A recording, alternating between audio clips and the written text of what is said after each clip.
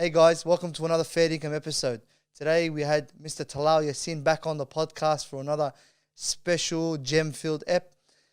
This time we spoke about the ins and outs of superannuation, everything you need to know as a layman. We also touched on the age-long debate about Islamic finance being halal. We also went into Sharia compliance and borrowing money and investing. And he also left us with some tips and tricks on how to look at your money long-term, short-term, and general like rules of thumb when it comes to making and balancing your money. So don't forget to like, comment, and subscribe on the video, and yeah, enjoy. If you believe in fast money, right, you're destined for failure because there's no such thing. Number one.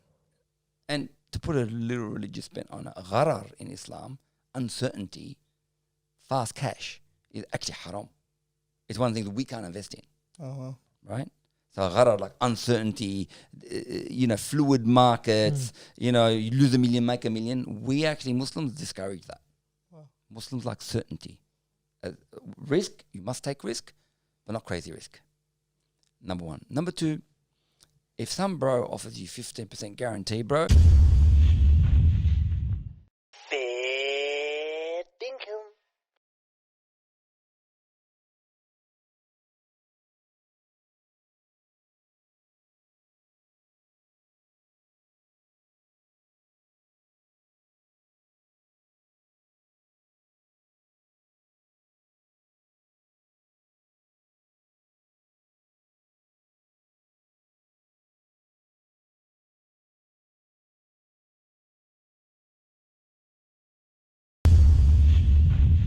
Mr. Talal Yassin, Hello. welcome back to the FairDinkum podcast. My pleasure. Thank you for having me again. You let me back in.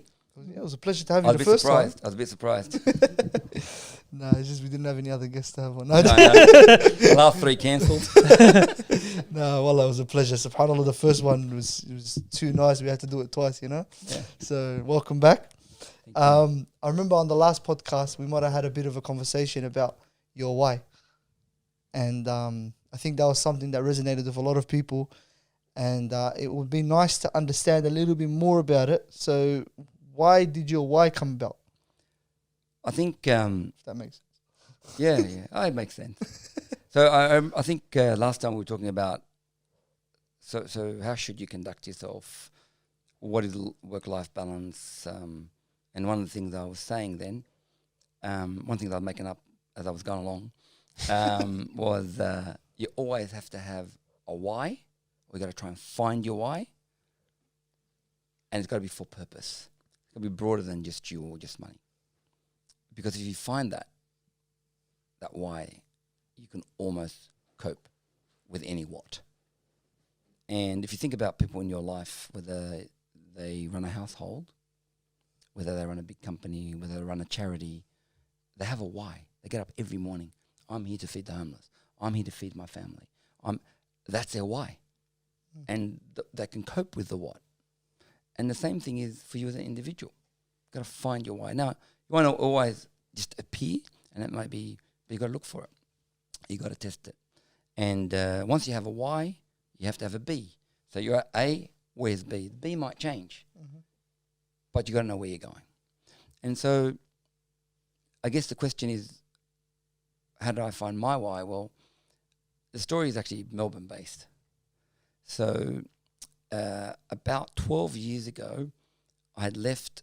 I was a lawyer at PwC, and then I left and went to Babcock & Brown, which is an investment house. After Babcock & Brown, I left them about 2007, and I decided that I was going to do with my life, because that was like kind of Wall Street firm, like Goldman Sachs, but it was a Macquarie Bank Investments. It was that kind of firm. But it went down in 2009 with the global bankers crisis. Yep. And I decided that I was going to invest in things where money met social good and only for the good. And so business with a purpose. And one of the things I did was work in a corporate called, that failed as well, but was about creating electric vehicles 20 years too early. So we had the first Nissan Leaf in Sydney, etc. Okay, right? yeah. Now, we built quite a team in Melbourne based in Richmond. very Silicon Valley kind of startup, very intelligent people, you know. And at about that time, in fact, not about time, I know exactly when it was, 2010, I decided to take my parents to Hajj. And it was a Melbourne-based business, and I was number 2 or number 3, and I'd fly in every week, 5 million points on the frequent flyer. I was in and out, and I'm not saying that as a boast, it's a lament. It's crazy. There's nothing nice about that, right? People like that travel, like the concept of it, but it really does grate on you. But that was my why. We were trying to build this for-purpose company. It was for profit, but it was for purpose. Yeah. It had its purpose. Actually competed with Tesla. We failed, but I competed with Tesla. Okay. But we tried. Now, but that's not the story. The story is I went to Hajj, took my mum and my dad. And my mum and dad were older now. They're like 69 and 77. But this was, 2010, It was 12 years ago. And I went to Hajj, and it was very, very interesting on so many different levels. But I'm not saying I went there and had some miracle, and I loved Hajj. It was amazing. But it's the little things that cause the miracle. So when I was sitting there, they got the Saudis, they have this shukha walking around and doing da'wah. But their da'wah is human da'wah. So some random dude sat down with my mum and my dad, started talking to me in English. So where are you from? Oh, I'm from Australia. What are you doing here? What do you do? I was a banker, I'm a lawyer. And he said, that's very interesting. So it seems to me that you're ticking this off your list. But do you remember, young man? He did call me young man. He was the sheikh, of course. This is one of the most important things you'll do, coming closer to Allah and actually taking that time out. But it seems to me you're just doing a ticker box exercise. I said, thank you very much. Assalamu alaikum, smiled, took mum and dad, moved on. I was a carer. This is Hajj. Anyway, long story short, we come back, fly into Sydney, bring the Zamzam water. I got off the plane, mum and dad went home, my wife picked me up, went back to my place, gave them Zamzam water. Hello, how are you? Assalamu alaikum, shaved head, all the rest of it. And then got straight back in the car, went back to Sydney domestic airport, got on a plane, flew to Avalon Airport, and then had a car waiting to take me to the strategic planning session for this company where I was presenting. Because it happened to be the annual retreat. Yeah, wow. Okay. And I remember, like, they were there the day before. It was a 3-day retreat. I was presenting on day 2. And first of all, nobody recognized me when I walked in. Literally nobody recognized. So, you have your head, right? I wasn't in a suit. Like, can I help you? It would have been funny if you came in with the thobe and everything. Yeah. I'm sure it would have been just as bad, right? Number 2, I remember making it. Like, it's a big, flying from Saudi Arabia, same day going to Melbourne, then flying to Avalon, then getting in a car and driving an hour. And then I did the presentation. Everybody said, hello, how are you, etc. And then I went back to bed. And man, I was slammed. Like, I was just like out of it. And I then realized, lying on that bed there, like, the sheikh was right. It was a to-do list. Literally, just ticking it off. It was like literally ticking off a list. Yep. Like, done my 3 weeks.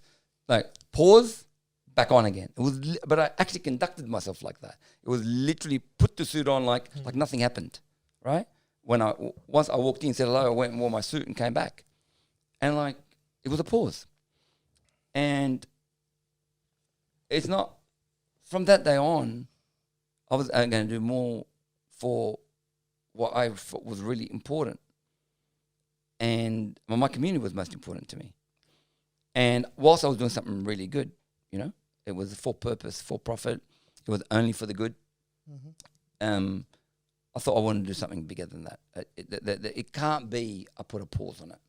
It can't be, because we're very religious people, but we're culturally religious. You know, Lebanese Muslims are culturally religious. A lot of, not everybody, but a lot of them. And I wanted to make it more than just culture, more than just practice, more than just people calling it Hajj, you know. And so that's my why. And so from there on in, I was actively seeking opportunities. We had already thought about, I was looking at the files the other day, filing stuff away.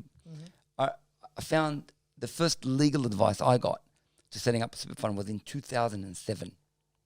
Wow. Crescent Wealth was set up in 2011. First legal advice that I paid for. Yep. I want to set up a fund, and then meeting thereafter, etc. But at that 2010, after I went to Hajj and came back with my mum and dad, I decided that was my why. Alhamdulillah, Allah tabarna barakatuh. I can do something about it, and bloody hell, I don't want to live. I want to live a life on a weekly basis, not repeat the 1 week 40 times. 100%. Which is what we do, you know? And I kind of just literally pause that and then, you know, press play and went straight back to where I was. Yeah. And on that basis, then I decided that I was going to look more actively and more focused at Islamic finance, at the community, at what we can do. That was blue ocean and not red ocean. And what I mean by that, if you're familiar with blue ocean, red ocean, so it's about competition and about markets. Okay, yeah. In simple English, you always look to do things that other people aren't doing. You don't do the Islamic or the Lebo thing or both, where someone's doing a shop, you set up a shop right next to them. It's the reverse of that. Someone's doing a bakery, you create a bakery. Someone's got a delicatessen, you literally, Coburg Road, you know, Wanji Street, Lakemba. We have that in our community. You look at where it's, so in the red ocean is about blood, you're spilling blood, you're competing, right? Yeah. So if you take 1% or 2% of the market, that's the red ocean. Blue ocean, you're swimming in the blue ocean, nobody around you. And then I decided, because we had already thought about it, built it, structured it, and really thought deeply about what we can do. And always people, when I was in the banking and legal world, Islamic finance is the next big thing. It's a huge multi-trillion, multi-billion. And I still say that today. Then I said to them, show me one, like all the lawyers, all the bankers, all the insurers said, oh, we are a panel. We've advised on this for years. So show me one institution, not some random guy on Coburg Road or Wanji Road, Lakemba. I mean, institution that does Islamic finance in Australia. There wasn't one. Not one. That is long-term institution. And and I mean corporately, right? So there've been community institutions that are wonderful, have done really good job. But I mean corporates that are going to compete with the majors, right? Not second tier, not third tier, but full-on institutions that are not were for profit, for purpose, like an Islamic bank or something like that. Anyway, there wasn't, and so my why became, well, I wanted to set that up. Now, I've got to say and admit right up front, it was very, without blissful ignorance, it wouldn't have happened. If I knew what I did today, it's like, you know, you're walking on a high wire. If you knew that you could fall, you would never do it. But if you don't know what's under you, you do it, right? In the sense of how much it took, what it took to pioneer Islamically. And that's what we're actually doing. You mean sacrifices financially or personally, professionally? All above. Yeah. And so at that time, I decided that, you know, well, maybe I should move on to something else. I was weighing up. I had a CEO-ship offer of a listed company in Australia, or I could invest my own money, my own time, my own effort in an Islamic fund. I went to Paris, got interviewed. Oh, wow. Came back, got the job offer. Went to Paris again. They wanted to double check. Won't name the company. And I said, well, I'm going to regret actually never giving this a shot. Yeah. Right? And so we then started building it to be what we always thought the community would really like. And that is a trusted institution that exists for the community, that is ultra ethical in its investment philosophy, and that acts ultra ethically. Not to say it's perfect, always mistakes will be made. That its aim is to help the Muslim community build their wealth and retire in dignity and in honor. That's the Crescent Wealth story. It's only for the good. It's only for the Muslim community. We don't have, we don't have Catholic super, Christian super, then Muslim super or cat super, or we only exist for one reason, that to build the wealth of the Australian Muslim community. Yeah. And so for people listening, say, well, okay, well, that's really interesting, but what does that actually mean? Yeah. And I find that a lot of people don't understand super to start with, and don't understand finance to start with. And I'm sure you'd agree with that. You're looking at a couple of them, to be honest. Go for it. I totally agree. Awesome. So, and I guess my view is, like, people should not be ashamed or worried about that, because I was a lawyer and a banker and I did not know. I had no idea about super. Yep. Honestly, no idea. No idea about how finance works. You're not born with it, right? You got to learn it. Even if you're in a close industry, even if you're you work for a big bank, doesn't mean you understand super. Yep. Right? And it's an industry I learned about. So basically in Australia, for those brothers and sisters who are listening, let's start with superannuation. Superannuation right now is effectively a 10% tax or extra payment that needs to be made by your employer if you're employed in Australia, whether you're the entry-level cleaner or the CEO of the biggest company. That must be paid monthly or quarterly for your retirement. So it's long term. And the government then says to you, Muhammad or Fatima, you decide where that money, which company invests that money for you until you get to about 60 to 65, depending on where you are. And then we're going to give you that lump sum so you can retire on it. And if it's not enough, we'll also give you a bit of a pension. Mm-hmm. And so basically it's about saving early from the very start. And it's an enforced saving scheme. It's the only one in the world of the nature of Australia, but the world is now following us. And it's a magnificent reform of the Labor government under Paul Keating and a guy called Bill Kelty from Melbourne. Okay. So it's created a multi-trillion-dollar industry and savings for people to retire. So what does that mean? Well, that means for the average individual, when they start work, wherever they start work, they've got to pick a super fund. So the employer says, okay, I'm paying you, Hamad, $500 a week. I've got to pay $50 a week to a super fund. You pick and you have a choice mostly which one you pick. Mm-hmm. That's cool. That's super fund. And forever until you're about 60 to 65, as long as you work, your employer will have to pay that into almost like a bank account that's invested. Now, and I was one of those people, and I didn't understand that. But the thing is, why we create Crescent Wealth is that if you're Muslim and that means something to you, and you want to invest money in accordance with your values and your beliefs, then you want to invest in a halal way. We can't say halal because we're not sheikhs. We can't declare halal, but in a Sharia compliant way. Mm-hmm. And what is a Sharia compliant way?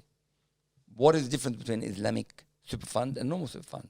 Yep. Well, they're both the same in many ways.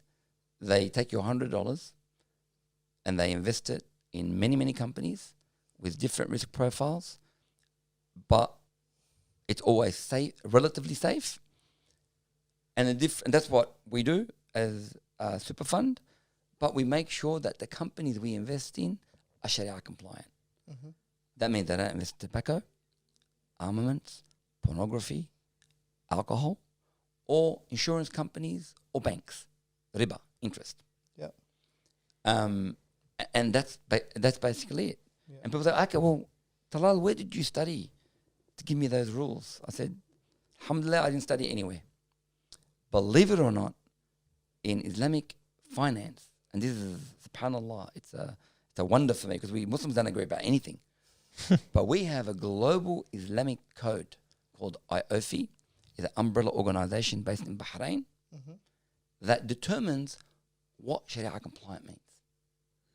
And we adopt those rules. Like 90% of Islamic finance around the world. Yeah. We're a member of that organization. We adopt their rules. And they set out rules for everything. They're all the imams around the world who determine it. So in simple English, you pick an Islamic fund because the money you get, the $1 million or the 500,000 when you're 60 or 65, is Sharia compliant. Yeah. That's the difference.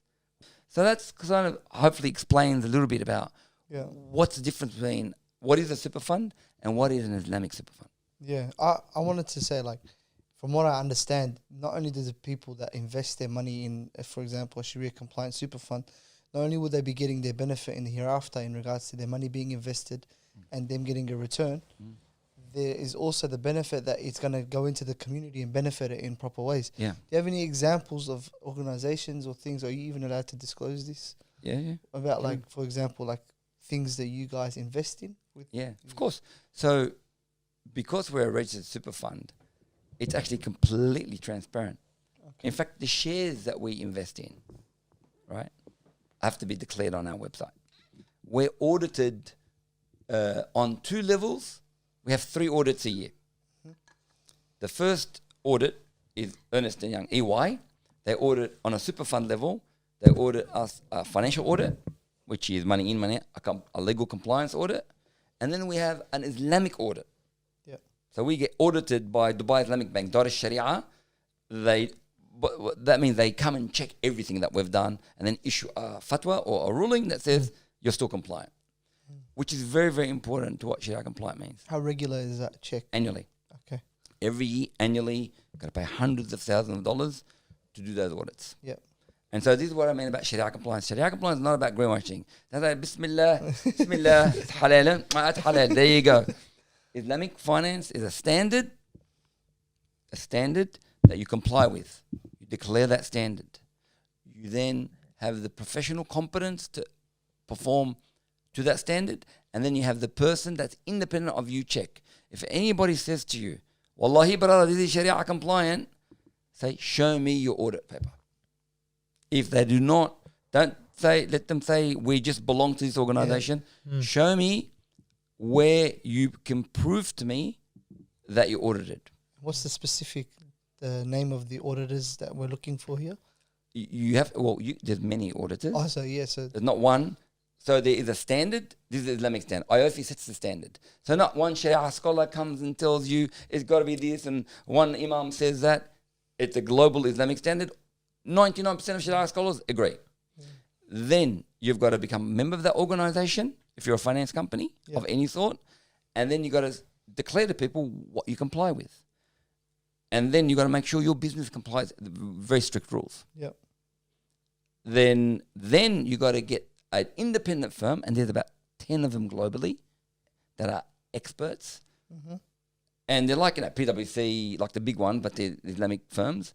One in Malaysia, there's one in Dubai, there's one in Saudi Arabia that comes and then does an audit on you, asks you which shares are you invested in, why did you invest in that company, you breached this rule, you breached that rule, etc. This is in, this is out, and then has to declare that you're Sharia compliant. At Crescent Wealth, we do not consider, at Crescent Group, you Sharia compliant unless you can't greenwash. Yeah. We use the greenwash word for, greenies. Like, we're environmentally sensitive, but they're just claiming it, but they're not doing it. Yeah. Well, Muslims are the best at greenwashing. Wallahi, brother, this is lillah. Wallahi, I paid $2, you can have for $1.50. Wallahi, I'm not going to eat tonight. So we want to set that standard. Definitely. But it's also important for people to know their standard and safety, but actually know why we do it. And the reason we do it is so people can retire in dignity and honor, and take money that's not come from riba, not come from poker machines, not come from things that we would not consider ourselves halal in any way. Yeah. And to address a couple of other things for young brothers and sisters, if they're 24, 25, and you say, hey, you're going to get this money when you're 65, like, come on, I'm not even married yet. Like, I don't have a house. Like, what are you talking to me about retirement? I haven't lived yet. But it's the second most important asset. Used to be the super was the second most important asset people used to have who were young. Mm-hmm. Like it could be hundreds of thousands of dollars over 10 years.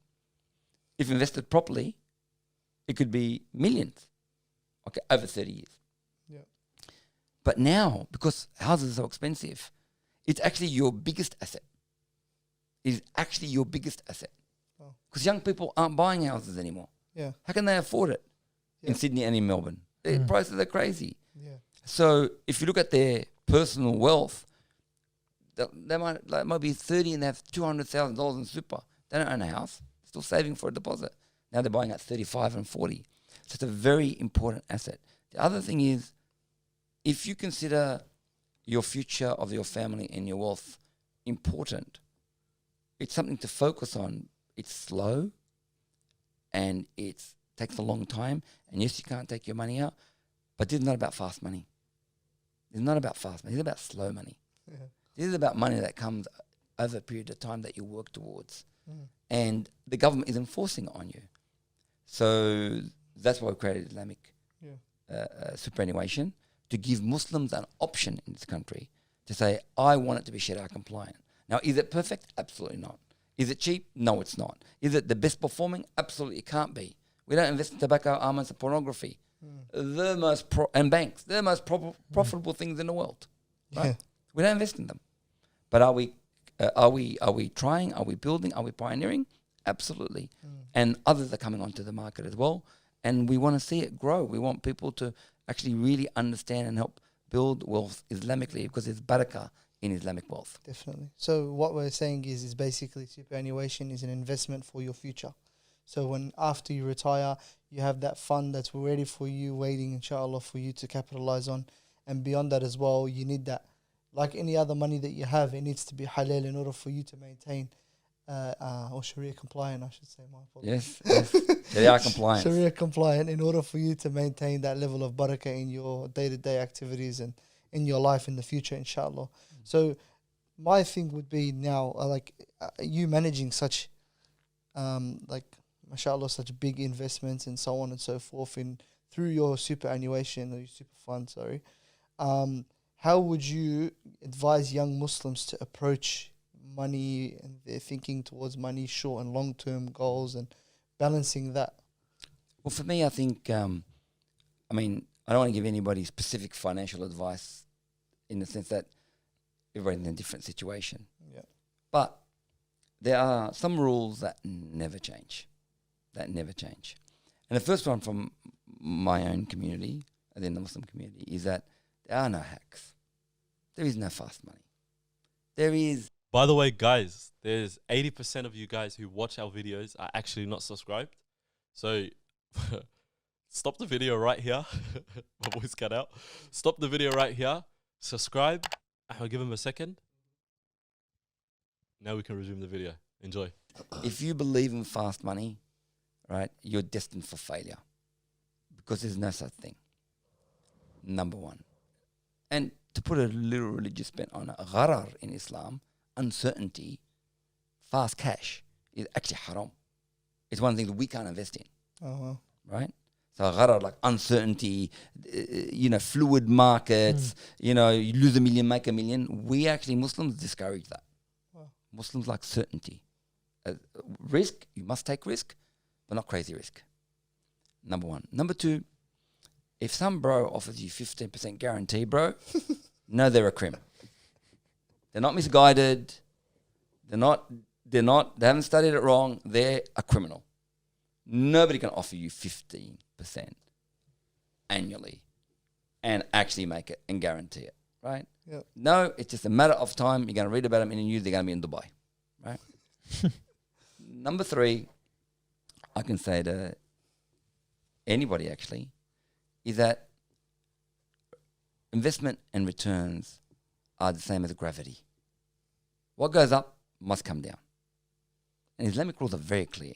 And mashallah, as I studied them, I'm an Australian banker and lawyer and MBA. I'm not a religious scholar, but subhanallah, as I actually have learnt the rules, which seem basic to me, like, come on, like they're like so straightforward. The barakah of the rules, subhanallah, is amazing. And I can say that as a non-sheikh. I'm just a layman who's trying to do the right thing. And the Islamic rules around investment that I'll talk about today have been so important in the growth of Muslim communities globally and historically. We've got to reapply them. But one of the rules is gravity. And it's a general investment rule. Yep. the more money you may earn for something, the more risk that you are taking. The more money you earn. So if someone says, I'm going to give you 20% and it's low risk, anybody, well, they're a criminal. But 10% and there's no risk, it's guaranteed. Allah. Everything Allah, bro. Tie your camel, right? So be careful of risk. Risk is called risk because it hurts. So measure risk. Think about it. Get advice. Yeah. But always think long term. No short term hacks. Now, men, I'm older than you guys, but ever since I can remember, especially men between 18 and 35, man, they want to make it. They want to make it. They want to find the life hack. They want to. In this generation, they got crypto. In our generation, they had other things. ACN. Yeah, ACN. all kinds of things, right? Like I can name 100 pyramid schemes, man. Yeah. I used to remember in one time, wallahi, I couldn't take a call from one of my friends. Because the minute I got, hello, how you going, Habibi? I got a business proposition for you. Tupperware, containership. It was Tupperware, Avon. Honestly, I'd walk in and there'd be 7 people sitting around. I've just gathered us here today. Took a business opportunity here. Oh, I want to say what I said to someone. There's one brother in the club that's got enough. Yeah, there's always one. Yeah, There's always one. Chewed up. He's like, So there's always, you want to take an opportunity. So from a general investment point of view, I would advise investment has risks. Yeah. Right? Make sure you're capable of measuring that risk and don't believe simple stories for simple people. Right? The last thing is don't invest in something you don't understand. Do not invest in something you do not understand. Yeah. Right? Just to go. Look, if you're putting $20 or $100, it's a halal version of of gambling actually. Yeah. Investment. Like put $100 in halal crypto if there's such a thing. I'm not sure there is such a thing. Put $100 on this share, that is you think is halal or it's a stock. But that's what I call halal gambling. Because you don't know anything about it. It's just going up or down, right? Yeah. It's like putting $5 on the pokies, Yeah. right? But a lot of people in our community invest serious money in things they do not understand. Not just our community, just generally. And they got 50,000. They've worked for 3, 4, 5 years, day and night. And then they go invest it in crypto. Or they invest it in NFTs. Or they invested in, but that's now, right? Yeah. Or they invested in some share, some bloke told them outside the mosque, bro, it's going to go hard. Like, I'll put in all my cash. You should do it. Yeah. And these are otherwise very sensible, smart, educated people, or not educated, these are very good people that do that. And then they blow it in things that they didn't even think could go wrong, but they fundamentally don't understand it. Yeah. And so even as a sophisticated investment professional, I don't invest in things I don't understand. Yeah. I remember someone saying that your risk appetite is the most important thing in investing. It's because you got to look at things from the example of worst case scenario.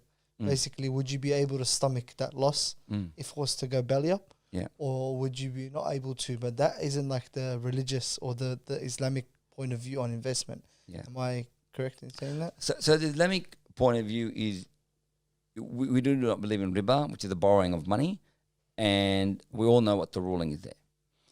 We believe in trade, and we believe in investment, but we believe in mitigated risk, controlled risk. We don't believe in extreme either, the gharar.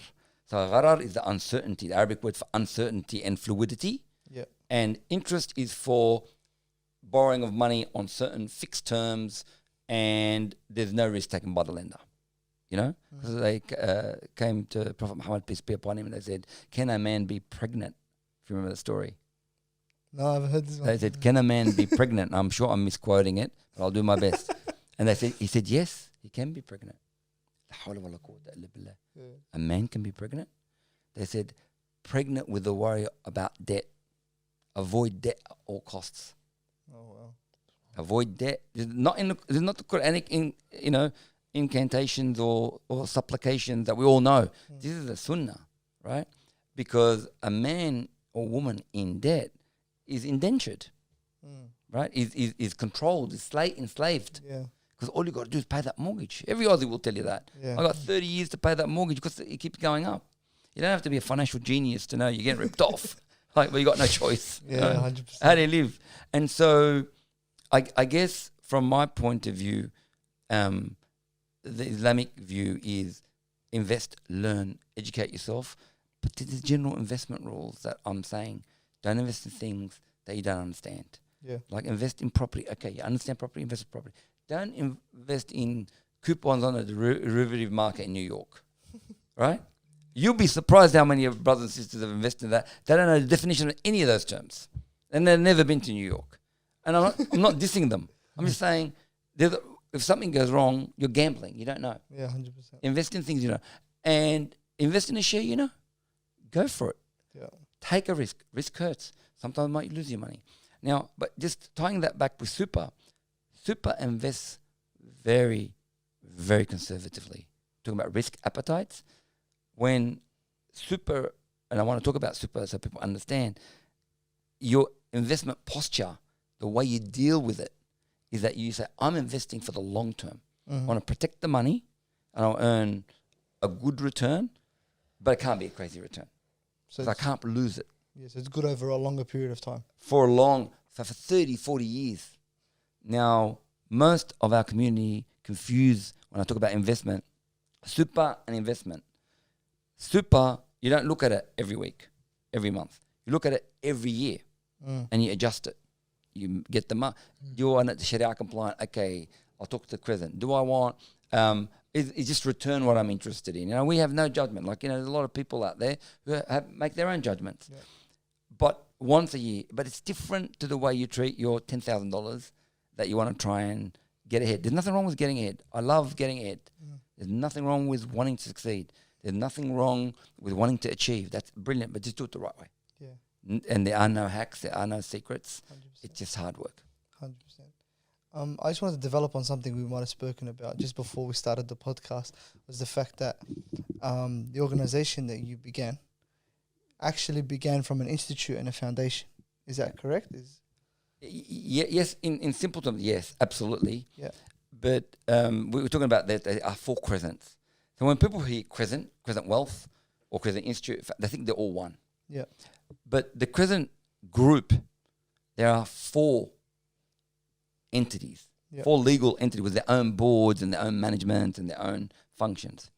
And the first one was called the Crescent Institute, that was born 23 years ago. And that is about accessible networking for Australian Muslims to the who's who of Australia. You know, you pay $20, you show up and talk to Bill Shorten, or you talk to Mark Bouris, or you talk to Anne Ali. Okay. And it's conducted in the CBD in Melbourne, and there's a chapter in each state. That's 23 years old. So we as Crescent Group started off like RACV. So RACV is a mutual. Okay. RACV is about servicing your car. They're the loveliest people you've ever met. But they also are great traders. They've built up, and the Sydney equivalent, New South Wales equivalent, is called the NRMA. So NRMA then built a company called, so they exist to serve you as a driver by the side of the road. Yeah. But that's where they were born. But then NRMA set up NRMA Insurance, which became IAG, with member money. So its core is to serve. Yeah. And serve with ihsan, with excellence. And so that's what we want to be. We started off as a service group. And so there's Crescent Institute. 23 years ago we started. And that is our core. That is our vision, to be only for the good, to act ultra ethically, to build and contribute to the social fabric of our country and our community, to build Islamic wealth in this country, to allow you to retire in dignity and honor, to network the groups if you're Crescent Institute. And so that's Crescent Institute. Crescent Foundation, which is our charity, which is the refugee education, houseless and homelessness, is 10 years old. Crescent Wealth is 11 years old, and Crescent Finance is 2 years old. But the not-for-profits came first. Yep. And then we've built for-profit, for-purpose businesses. And what we mean by that is that we are a for-profit business. We have to survive. We have to be sustainable. But at the same time, who would give us their money to invest if we keep losing our own money? Yeah, 100%. Right? If we can't manage our own money, like going to see the dentist and their teeth are terrible. Yeah, Brush your teeth, please. Yes, All right? good look. It's that kind of it's living your mantra, right? And so we and it's not, we're not a mosque. Like, what are we going to do? Fundraise for Inna lillahi wa inna ilayhi raji'un. Give us $1 million so we can set up a super fund, a structured finance product under the SISAC in New South Wales. Would you say, Habibi? You can't fundraise for that. 100%. But the community needs that. The community needs that. And when we founded Crescent Wealth, talking about why, Crescent Institute was 13 years old. We've already been serving the community. Crescent Foundation was founded and Crescent Finance 2 years old. And we were doing that because we wanted to contribute to the community and help them retire in dignity and honour and build their wealth. So today we've got 12,000 members. We manage $400 million today. Inshallah, it will be multi-billions. It's a long-term play for the community to try and build a trusted organisation. Now, I always say, even if we get to $10 billion and we're not a trusted organisation, then we've failed. Because that's our KPI. That's our real KPI. We can offer you services. We're not going to be perfect. We're going to make mistakes. We're not going to be great all the time. We don't pretend we're something we're not. And we don't, pardon the language, think our shit don't stink. We are not geniuses. We're just people trying to do a good job with ihsan. And the more questions people have, the more answers we have. Definitely. And we want to do it properly and in all the aspects. But our main driver is the community. And to drive in the community, mashallah, the community is now, I don't know whether you heard about the census figures that came out last year, but 5 years ago, Muslim community was 624,000 people on the census. Every 4 years the census gets done. Last year, it was over 800,000 people. So Muslim community officially grew by 33%. Officially. We at Crescent Wealth believe that the Muslim community is over 1 million people in Australia. We're more than 3%. Because not every Muslim filled out the census. Not every Muslim is registered to enroll. It's not about English language issues. They couldn't be bothered doing it. They don't want to tell the government who they are. I didn't do it. You didn't do it? Yeah, like most Muslims don't do it, right? They don't do it, right? It's extra paperwork for what? Sorry? Yeah, more paperwork. Pay me for the survey, bro. Yeah, but it is major paperwork, right? And we won't go into that because that's the whole session. But I love my community. So. My point is, it's 1 million. There's more than 1 million Muslims. Why? Because we go to all the mosques. We know the community. Yeah. We distribute to them. 100%. That's a big community in Australia. People are surprised how many Muslims there are. And that talks to, I guess, the community we serve and we grew up in. Now, the community is much bigger than we think and much more diverse than we think. Because we're all in our own little bubbles and our own little circles. If you live in, especially in Sydney, same in Melbourne, like if you live in Sunshine, you're not going to go to Dandenong for anything. Unless you got to visit somebody. If you live in Dandenong, you're not going to go to Geelong. If you live in Geelong, you're not going to go, and you know the rest. Yeah. In Sydney, but people in Melbourne and other cities do travel a lot more. In Sydney, there's some people who have grown up in a particular area, they've actually never been outside it. They've actually never travelled, right? So if you're, especially in the Shire, so that's down south, a lot of people say, there's no reason to go north to the bridge. What for? I've got everything I need. And so I guess from that perspective, we're all living in our own little bubbles. We've got to sort of expand from that perspective. No, definitely. One thing that I did want to touch on, which you mentioned the finance aspect of Crescent, and just the Sharia compliance in borrowing money. So about Crescent Finance, yes. Finance, yes, correct, yeah. So I wanted to ask, like, there's a lot of people with a lot of questions, especially in the current climate. Like, what does the Sharia compliance in borrowing money look like? So I think, again, the global Islamic standards, the IOFI, are very clear. There are a set of rules they got to comply with. In the simplest possible English, as I can manage, because I'm not an expert in the area, from my understanding, Sharia compliance has two aspects for borrowing money or buying a house, co-investing in a house. There is the source of the money, and there is the structure of the contract between, let's call them the borrower and the lender. Mm-hmm.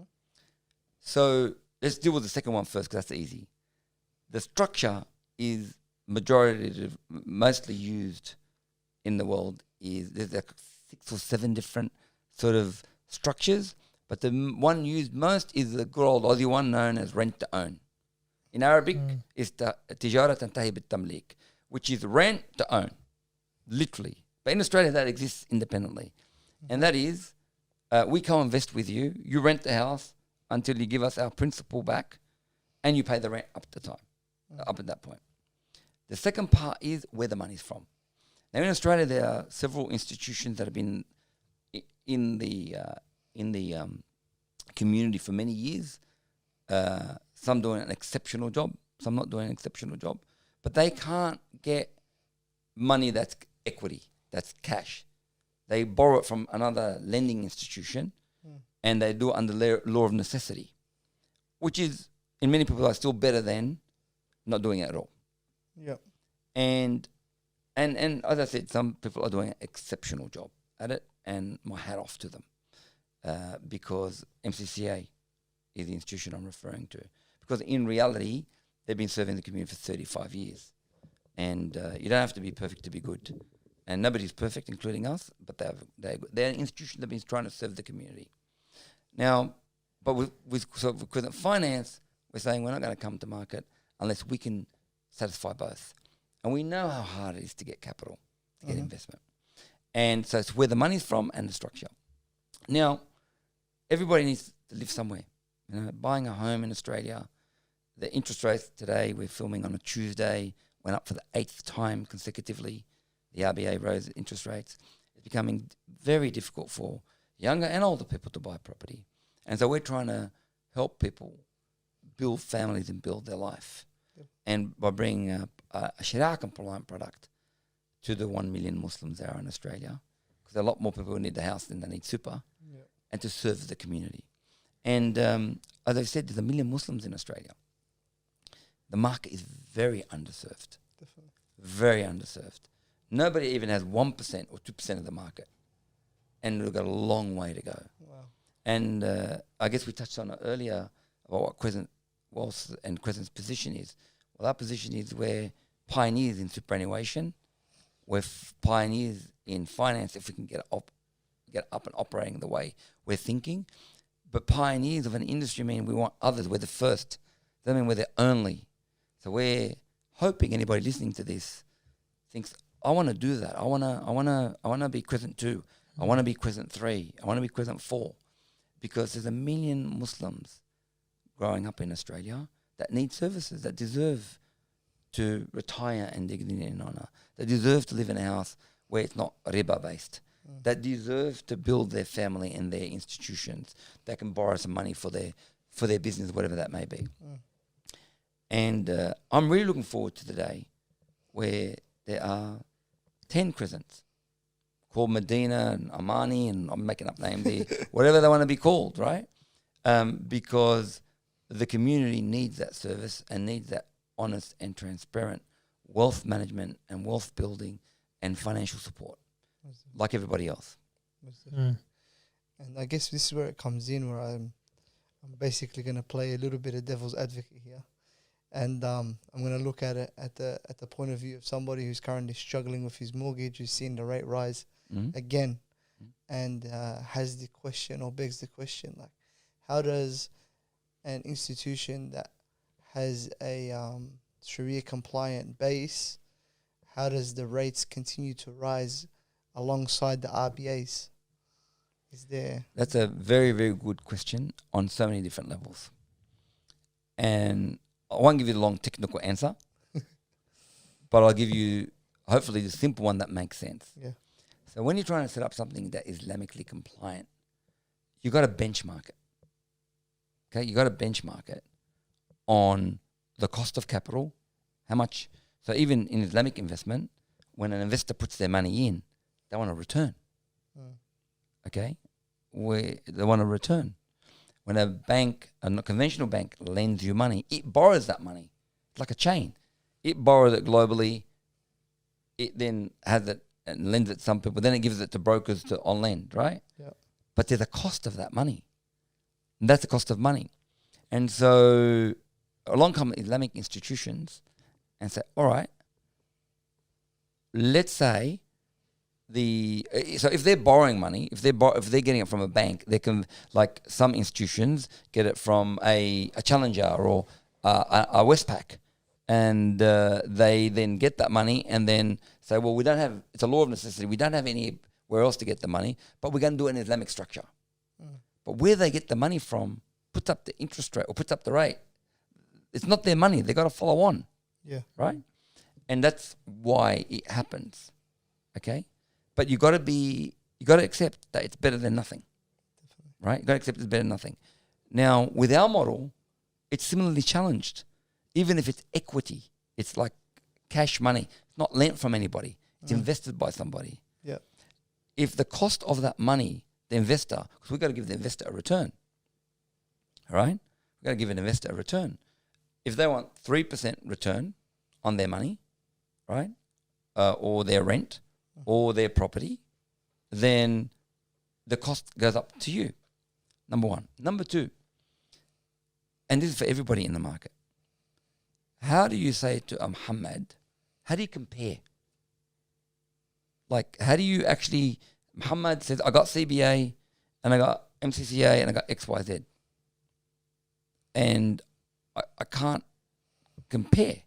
So there's a comparison rate. I know you've heard of the comparison rate. I won't get technical about that. But it's a rate to try and get you to compare. Yeah. So people come around and say, well, that's not Islamic. Come on. Well, what they're talking about is one, not IOFI standard. Two, they're talking about gold standard. Okay. When money was connected to gold. I don't get too technical. Yeah. But Islamically, they read it and they say, well, hang on, I should be fixed for the next 20 years. Yeah. That's what they believe. Like 20 years, I rent the house, that's it. But it doesn't work like that in the modern world, even Islamically, even in Dubai, even in Saudi Arabia. That doesn't work like that at all. Yeah. But they also that never worked like that in Islam. Even back in the days of the Prophet, peace be upon him. Yeah. It never worked like that. That's their simple view of what it is. And they say, oh, it's not Sharia compliant, like for sure. Yeah. But I also take the view that, and I'm trying to explain, but I'm not a scholar. So when people come to argue with me about Islamic creed, I say, number one, I'm not qualified to have this discussion. And I know a little bit because I'm the longest serving Islamic finance professional in the country. So I run a fund. I run a firm. So that means you're less even qualified than me. And I know I'm not prepared to have this discussion. You want to have a discussion about what's Sharia compliant? Google and YouTube aren't going to teach you that.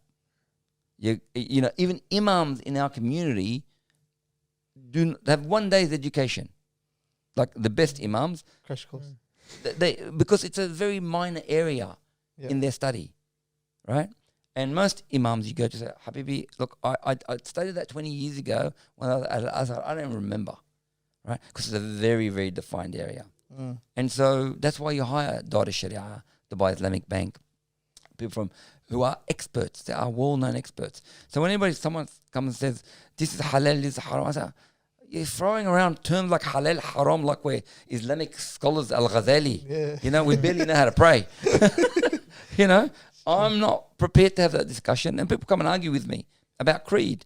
Like, what do I know where this is? Like, I quote the Quran and quote the Sunnah. I said, you're like a mechanic that's never actually driven a car. Hey, you told me the carburetor doesn't work and all the rest. Give it to the mechanic. That's the way we do it. And so, but to make it, but I don't want to overcomplicate it for people. Yeah. We get these standards that I'm talking about from the Islamic scholars, and they're the IOFI standard. Yeah. And to make it really simple for people, there are offerings coming to the market. There are opportunities. Yeah. The Crescent Finance is bringing an opportunity in the near future. But there are other people out there trying to do a really good job for a really big market. And I think if you feel that you want some peace of mind, I strongly suggest you do Islamic finance. You know, I strongly suggest that. And I also strongly suggest that you be thinking about, you make a decision. Yeah. And you don't, you tie your camel. Yeah. You make an informed decision. And there's no judgment. You know, you end up with a conventional bank, you end up with a MCCA, you end up absolutely fine. But we're here to offer an alternative. We're here to offer.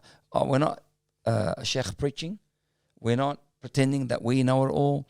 Nobody is. Yeah. We're here to serve the community. Definitely. And I think there have been a number of institutions that have been around for a very long time that are serving very, very well, alhamdulillah. MashaAllah. This is something that I'll say just based off of my experience within the community. This kind of like, this reminds me of, I'll come around. It's a bit of a tangent when I come around. Yeah. This reminds me of when we were in the middle of the pandemic. Yeah. I don't know if there's any anti-vaxxers in the room No, now. no. I hope not, because we're going to have this conversation. We had a bunch of Maui don't worries and so Maui on don't and worries. so forth, around the community, Yeah, going around telling people how the vaccine's going to be the source of our control and it's going to end up taking us over. They want our bloods, they want this, they want that. And we've got Muslim brothers and sisters within the community who are doctors, who are nurses, Yeah. who are educated in this field, and they're advising their parents, their mum and their dad, to take these vaccines in order to protect them from a virus that they know nothing about. Yep. And they're telling them for precautionary measures, make sure that you do it. And they've given it to their mum and their dad. And Maui Dawar is looking at me, telling me, Habib, Muhammad, who's a good doctor, who's I trust, who I've met, who I've known, wouldn't sell his mum out for a cent. Yeah. Like the rest of the community. Has looked at me directly in my eye and told me, Habib, I gave it to my parents. Yeah. Nah, because he's making 10K on his mum and his dad. He's making 10K every time someone takes the vaccine. Yeah. He's making money. Yeah. Habib, what's wrong with you? When have you been educated in this field? Yeah. Let alone to be able to Bro, come. do you know what's in it? You know what's in it? You know what's in Panadol? Have you taken them like a champion all your life? You got a chip now, microchip. Yeah. But so it kind of to bring it back from the tangent, it kind of like they speak from a position of where they're not educated. Yeah. They're not experts in the matter. They haven't studied 10 years of medical school. They haven't been in and amongst the doctors and the other nurses and so on and so forth who are currently struggling with the same thing, who see things from the front line.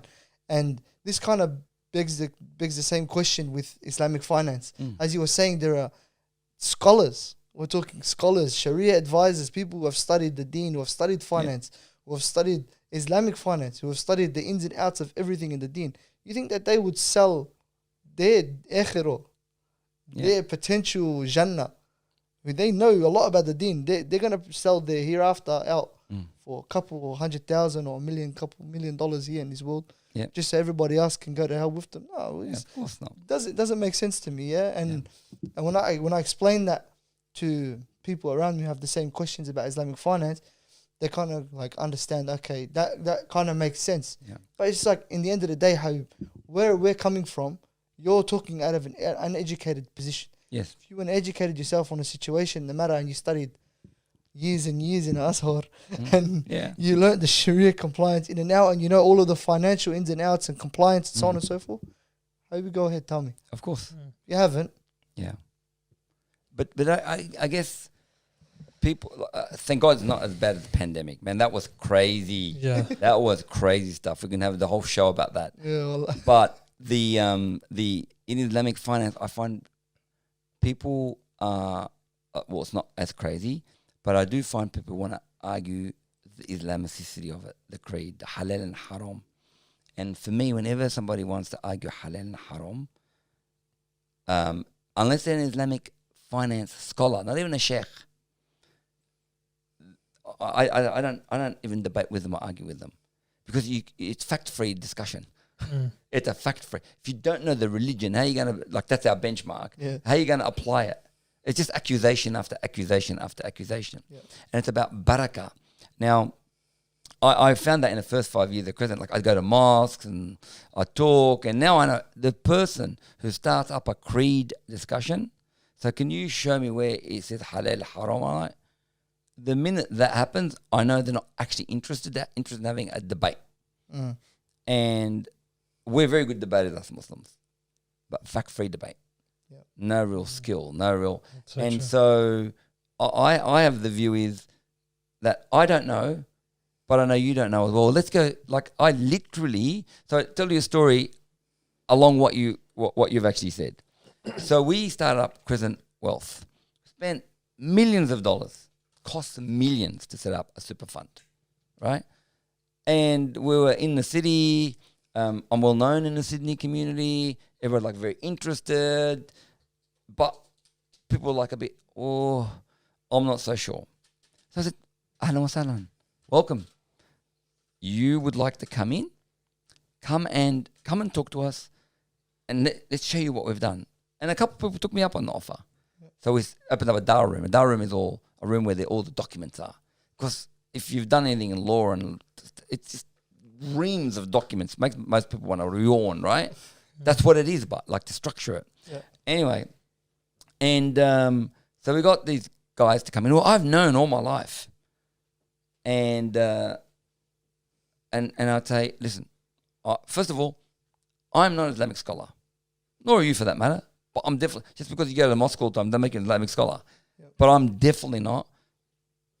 Go through all the, they come in, they go through the documents, they go through IOFE stands. They're learning, by the way, about it. They're learning. They don't know what IOFE stands for. They go through the rulings, they go through, and then they say, I'm not convinced. All right, so how am I convinced you? Let's call Dar Sharia and put you on Zoom then. It was Zoom, not Teams. Yeah. And you can talk to the imams that actually determine, like these are the specialists of the specialists. Yep. And they start arguing with them. Wow. So they say, they're saying, they're Islamic finance professionals. And so for me, it's a big community. And the view I take is, Inna lillahi wa inna ilayhi raji'un. We will return to God. Everybody makes their own judgments. We are not giving you something, this is halal, this is haram, you must do this. None of that stuff at all. Because only Allah knows what is the best for you, and you make your own free choice. We'll give you another option. And it's never going to be perfect. Hey, I can pick anything apart. It's really easy to destroy. Let me see what you built. Definitely. And from my point of view, I think we should have an abundant view of the world and a growth mindset and a trust. Now, I think, there's a lot that's happened in our community where there is a trust deficit, and we can talk about that for ages. But the way to build trust and combat the trust deficit is only one way, and that is to do the right thing for a long time. Only one way. And that's what we stand for. We've been around for 23 years now as a not-for-profit, going on 11 years now, 12 years as a for-profit Crescent Wealth, and beyond, inshallah. And the only way you can build trust is be around for a long time doing the right thing. And our community want quick buck, quick money, quick, and not all of them, but a lot do, and a lot are. There's a contagion effect from other things that have happened. Yep. And in fact, we go a bit further and we say the job of our institution is not to give back. We think that's a very, very basic thing. Like that's too basic. We seek ihsan, excellence. It's to give forward, give back, and give sideways. And so what do we mean by that? So giving back is, okay, we made some money, we'll throw you a few dollars, We don't mean it like that. We mean we exist for the community. We exist to give back without expecting anything in return. And it doesn't come from our member money, it doesn't come from the super fund. It comes from our what we do, what profits we make. So we've got to be very clear about that. Giving forward is, in the Western world, known as karma. In our world, is known as good suluk, good behavior. Okay? And that is to be helpful, to help others, to proactively go out there and do charitable deeds and charitable works. Yep. And that's the giving forward. Giving sideways is to help those in your family, in your firm, in your job, in your industry, who are like you, of you. Because they're not giving forward, they're not giving back. Let me give you an example. I was talking about Bashar Hooli. So Bashar Hooli is reputed for not only being a brilliant footballer, but a brilliant guy. And off the field, on the field, in the field, with the mic. Why? all the other players love him in every team he played because he would help sideways. The player who he'd be technically competing against to be on the field, he would go and talk to them. He would go support them. He would, validate them, or he would give them a pat on the back, or he would give them advice, whatever he could, and just listen to them. I'm just using that as an example. But we at Crescent want to do that as well, to help others come into the field. A lot of people approach me, actually a lot of Melbourne people approach me, say, look, I want to do this, I want to do that in Islamic finance, ahlan wa sahlan, welcome. How can I help you? How can I help you build? And everybody in the back of their mind, tomorrow they might compete with me. So what? We've got 1 million people in the community. We're building for that. We want there to be many other organizations that compete directly, because in competition is where you get ihsan, in being challenged and responding to that challenge, but responding in a sportsman-like manner. And what do we mean by that? It's about your relationship and your hopefully healthy relationship with competition. So what does a good sports person do? Like, how come we don't have that in our community? Yeah. That competition is good. Fierce competition is good, but for the betterment of all. Yeah. Off the field, nobody likes the person that gives up, as they're taking a mark that gives you a nudge and cheap shots and doesn't, nobody likes that person.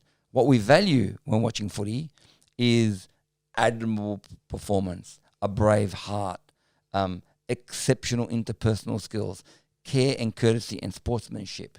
They rise above it. That's what we value. That's what we think we should happen in our community, because that's a very Islamic sentiment. And that is to have a healthy view of competition and others, take a growth mindset and an abundance. There's more than enough barakah, subhanAllah. Like I told you, there's 1 million Muslims in Australia. 1 million. Just to give you real life, we have 12,000 members. We're the biggest by a country mile, which means we're tiny. It means we're tiny. The barakah, subhanAllah, of doing the right thing for a long time with a purpose and a why is amazing. And I've felt it personally.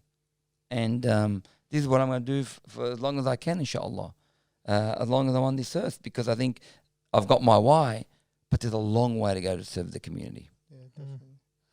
Honestly, I really appreciate what you guys do, because I know with the community as well, one thing we like to do is point the finger. So if we, for example, giving sideways, we could say to other people, what they're not doing it, so why should I do it? Yeah. So I think it's great what you guys are doing. You guys are focusing internally on your actions and what you do, and then inshallah will follow. Inshallah. Absolutely. Inshallah khair. And a leader goes first. Doesn't measure. You want to lead, you go first, you try first, you fail first. And you know what? Even from Sayyidina Muhammad sallallahu alayhi wa sallam, how many finger pointers were there?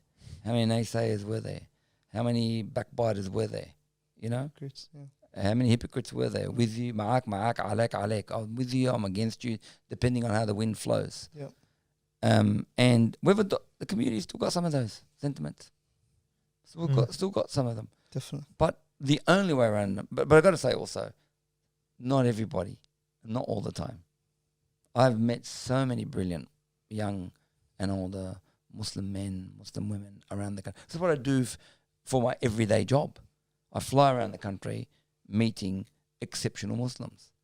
And I might have a tainted view, a very proactively, positively tainted view. Yep. Because I grew up in Guildford, Auburn, Parramatta, Sunshine West, Broadmeadow. I know our community really, really well. It's not like I grew up, in Shire. in the Shire or in Toorak, and I've come back to save the Muslim community because I'm some white knight, some reverse coconut, white on the outside, brown on the inside, I grew up in the heart of the community. I am of and from the community. When people say, "Oh, you're in a suit, Talal," like, what would you know? What do you mean, bro? I was a captain of Granville Boys High School. For those in Melbourne, I was a captain of Broadmeadow High. I'm a Broadie boy and their captain. So I was either, and so that's where that's where my parents still live. That was my old school. And so my view of the world is that our community has come such a long way. Sure, there's the negativity. Sure, there's the backbiters. There's always going to be people that, don't see abundance, don't see growth. Just, it's a great Aussie tall poppy syndrome. We just do it really much better. Yeah, definitely, We do it much better. definitely. And the idea that we don't have opportunities in this country. We don't have, especially in Islamic finance, actually in everything. There's 1 million Muslims in this country. We have every opportunity in the world to grow, and they deserve, I guess, in simple terms, to have institutions that serve them properly and that help build their wealth like every other Australian, because that's what we stand for. And that ihsan bit, I don't know where we lost that as a general discussion, but I got to tell you, there is a lot of brilliant Muslims out there if you just look for them. Mm. You know, we can focus on the negative because they're usually the loudest Yeah. and they're in your face, but the positives are growing. And in my years, the community's grown dramatically and changed dramatically, Yeah. positively. Alhamdulillah. That's Alhamdulillah. great. I reckon the best way to end this podcast would be to impart some sort of knowledge or wisdom. So I'll ask of you to, I guess, pay it forward. That's a high bar, bro. Like knowledge and wisdom. Oh my God, I'm scared. You're gonna have to take the labels, bro. Yeah. It comes with the territory, subhanAllah. But I guess we'll ask of you to recommend a book, an article, magazine, a person, something or someone that can help people push forward from this conversation and actually develop their knowledge further, so that they're not caught in that kind of that stalemate of ignorance, you know? Mm-hmm. So Let me give you two. So if you're talking about investment, money, how should I act, how should I behave, what are the things I should do?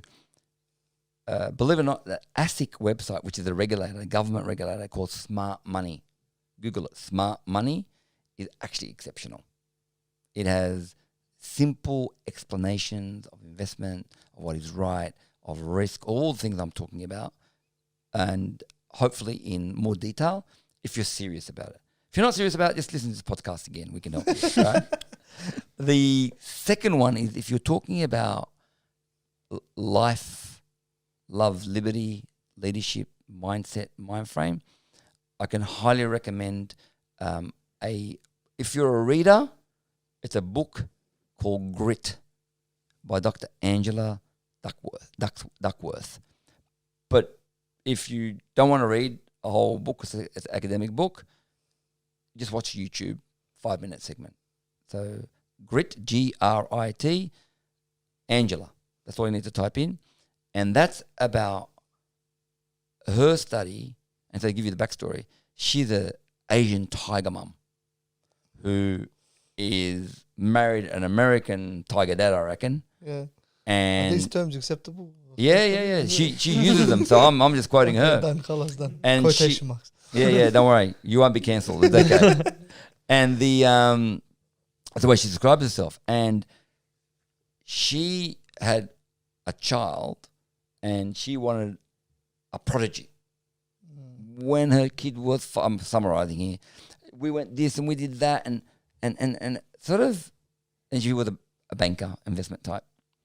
And she got really interested in the question of, across all industries, across all people, across all cultures, what determines success?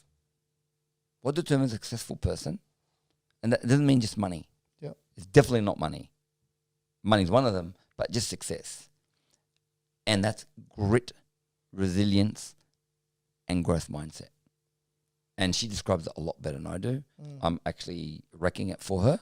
All right, she is brilliant at it. Yeah. And so if you watch her TEDx talk, I think that's very valuable because that's what I recommend to people, because it opens up their mind to how we all get a little bit narrow thinking depending on where we are, our stage in life. I'm getting older, much more narrower, to remind you of what creates success and what you can advise other people. Mashallah. That's beautiful, inshallah. I think that's the perfect way to wrap it up. Thank you very much. Look, once again, thank you very much for coming on, imparting your wisdom and your I know knowledge. about wisdom, man. Yes. Like a wise old sage, imparting the wisdom. May the ring be with you, Inshallah, bro. But we genuinely appreciate you. May Allah subhanahu wa ta'ala put blessings and barakah in the work that you do I mean, and the work that your foundation and your institutes do. May Allah subhanahu wa ta'ala push you forward Thank you. and advance and help you with these noble ventures, inshallah. Thank you very much. It's my pleasure to be here. I'm really delighted and honoured to actually have a conversation. And you know, you can't fake these things. I really enjoy having the conversation because I think this is what I love doing. You know, and that is helping our community and talking about things that are important to people. But it's you're doing a great job here at FairDinkum. Actually having the conversation that's open and that's present, and I'm happy to come back anytime, talk about any issue except about my marriage. I'm not You're welcome anytime. We're only talking about marriage here. Apparently so. That's the only thing that gets us views. No. Thank you very much for watching, guys. Don't forget to like, comment, and subscribe on the video. And yeah, all the links will be in the description below. And thanks, Talal, once again. Assalamu alaikum.